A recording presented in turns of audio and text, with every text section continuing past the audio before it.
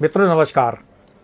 शरीर में तमाम तरीके से के पार्ट्स हैं। जिस प्रकार किसी मशीन को काम करने के लिए तमाम तरीके के पुर्जे काम करते हैं, सब मिलके उस मशीन को अच्छी तरीके से चला पाते हैं। उसी तरीके से शरीर को संचालित करने के लिए भी लीवर है और हार्ट है, आपके लंग्स हैं, आँखें हैं, कान हैं, नाक है, तमाम तरीके के पुर्जे शरीर में मिल के काम करते हैं। जब ये अच्छी तरीके से काम करते हैं तब तक हमारा शरीर स्वस्थ है, प्रसन्नचित्त है।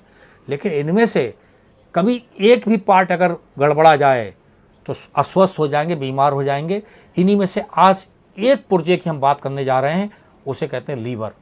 और फैटी लीवर नाम की एक समस्या उत्पन्न हो रही है। डॉक्टर्स तो बताते हैं 80 से 90% लोग इस फैटी लीवर के शिकार हैं। आज हम बरेली के डॉक्टर सुदीप शरण साहब से मिलने आए हैं, जो बहुत बड़े फिजिशियन हैं, देश के नामचीन डॉक्टर हैं। तमाम देशों में आप यात्राएं कर चुके हैं, चिकित्सीय संगोष्ठियों में जाते हैं, बात करते हैं और बड़े बड़े अवार्ड आपने प्राप्त किए हैं अपनी योग्यता विद्वता से। डॉक्टर शरण साहब, हमारे दर्शक आपको देख रहे हैं, क्या है पहले फैटी लीवर के बारे में कुछ जानेंगे? गंभीर न्यूज़ के दर्शकों को मेरा प्रेम भरा नमस्कार। लिवर और फैटी लिवर, मैं पहले लिवर के बारे में बात करना चाहता हूँ। लिवर एक वो चीज़ है जो कि शरीर का सबसे प्रमुख अंग है। अगर हम प्रमुख अंगों की बात करें, दिल जिसका काम रक्त का प्रवाह करना, धड़कते हुए रक्त को बढ़ाना, दिमाग जिसका काम सोचना या हमें बेहोश होने से बचाना, हमें होश पे रखना, किडनी जिसका प्रमुख कार्य हमारी शरीर को गंदगी को और एक्स्ट्रा जितना भी अतिरिक्त पानी है उसको निकालना। ये सब चीज़ें तो वो है जो शरीर को मेंटेन करती हैं। अब शरीर के अपने कार्य प्रणाली के लिए डिफरेंट एंजाइम्स, विटामिन, प्रोटीन चाहिए। वो सब यकृत में, या जिसको यकृत हिंदी में या लिवर कहते हैं, ये उसमें बनते हैं। आपको बता दूं 500 से ज़्यादा different enzymes, different products liver के अंदर बनते हैं। इसीलिए जितना भी हमारा एसिमिलेशन यानी कि ग्लाइकोजन का बनना, हमारी ग्लूकोज का स्टोर होना, ग्लूकोज को हम कैसे इस्तेमाल करते हैं, इस सब का जो मैकेनिज़्म है, इस सब कुछ लिवर पर आधारित है। सबसे प्रमुख ऑर्गन लिवर है। अगर लिवर फेल हो गया तो शरीर की कार्य प्रणाली कभी ठीक नहीं हो पाएगी। दोस्तों, ये समझ लीजिएगा कि लिवर सबसे महत्वपूर्ण शरीर का अंग है। अब बात करते हैं, जैसे कहा, फैटी लिवर की। फैटी लिवर बहुत कॉमन है। आज का जब भी अल्ट्रासाउंड कराइए तो 80 to 90% केसेस में रिपोर्ट फैटी लिवर आती है। अब प्रश्न आता है कि फैटी लिवर क्या है, और अगर रिपोर्ट पे आपके फैटी लिवर आ जाए तो कितना चिंता का विषय है ये। फैटी लिवर, नाम फैट से समझ जाएंगे आप चिकनाई। जब हम चिकनाई की बात करते हैं तो मक्खन, घी, तेल, हम इन सब चीज़ों की बात करते हैं जो कि हम दिन भर इस्तेमाल अपने रूटीन में करते हैं। अगर मैं एक मेडिकल प्रामाणिक रूप में कहूँ तो एक व्यक्ति को आधा लीटर से ज़्यादा घी, तेल, सोयाबीन कोई सा भी हो, इससे ज़्यादा इस्तेमाल नहीं करना चाहिए। अब आप ज़्यादा इस्तेमाल करेंगे तो क्या होगा, वो बॉडी हमारा डाइजेस्ट नहीं करती है, और वो अतिरिक्त जो फैट है उसका स्टोरेज साइट कोल्ड स्टोर जैसा होता है। स्टोरेज साइट कौन है? लिवर है। तो वो लिवर में इकट्ठा हो जाता है। वही जब मात्रा में ज़्यादा होता है तो शरीर की जितनी भी धमनियाँ हैं, आर्टरीज हैं, उनमें जमा हो जाता है। जैसे कहते हैं ना, कोलेस्ट्रॉल बढ़ा हुआ तो जमा हो जाएगा, और वो हार्ट अटैक या ब्रेन में इन्फार्क्ट का कारण बनता है।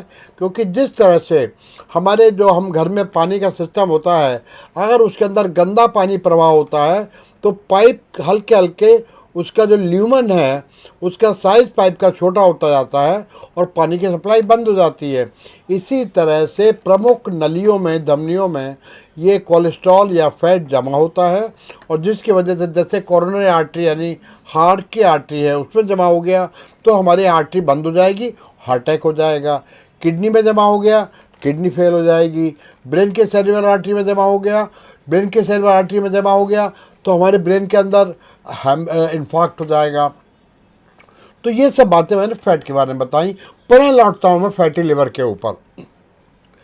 हमारा अल्ट्रासाउंड अब इतना सेंसिटिव होता है कि यदि ज़रा सा भी फैट की मात्रा हमारे अल्ट्रासाउंड में आ रही है तो वो फैटी लिवर ग्रेड 1 बता देता है।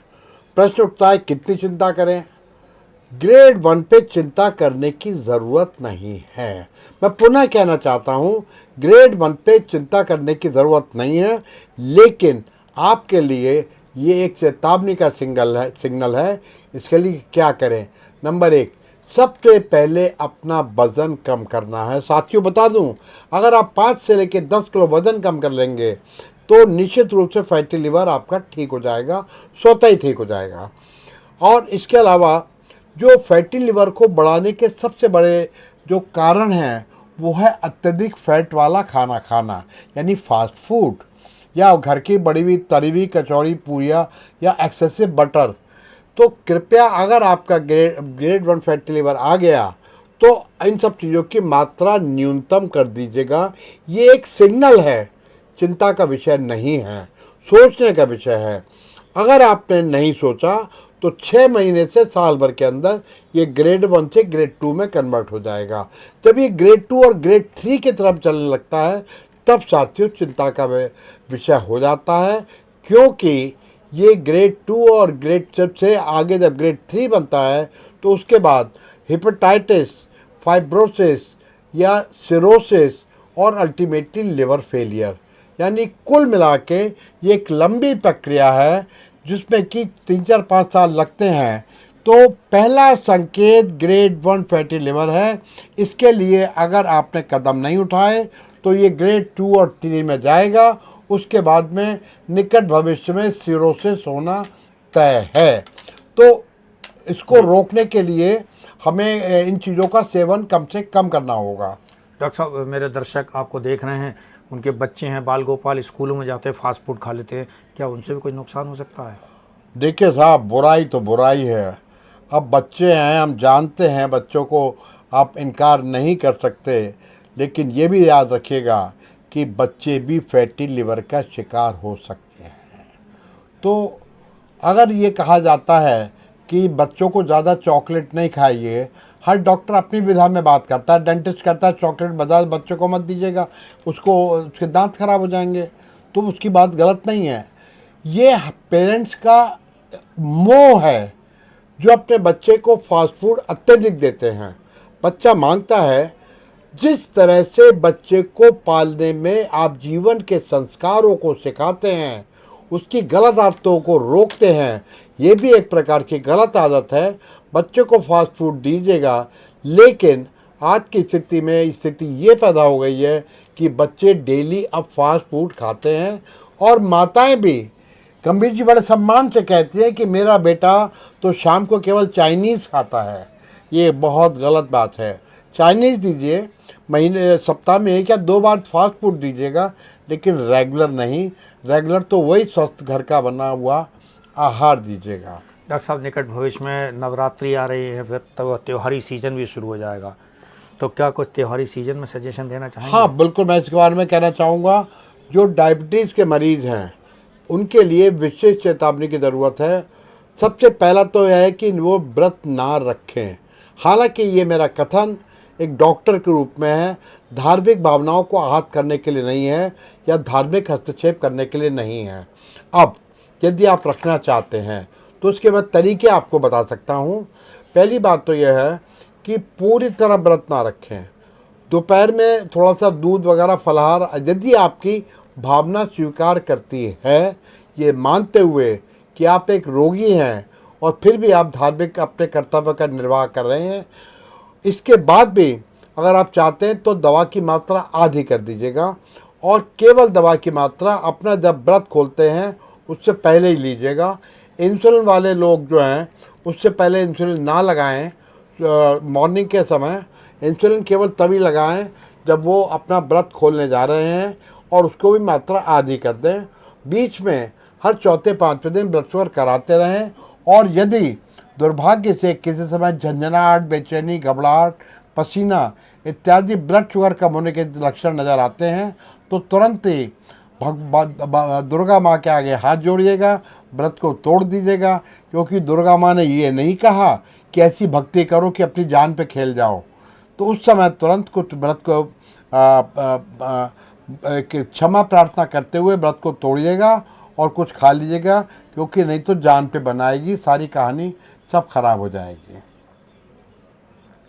थैंक यू डॉक्टर साहब इस वार्तालाप के लिए। थैंक यू गंभीर जी, थैंक यू सो मच।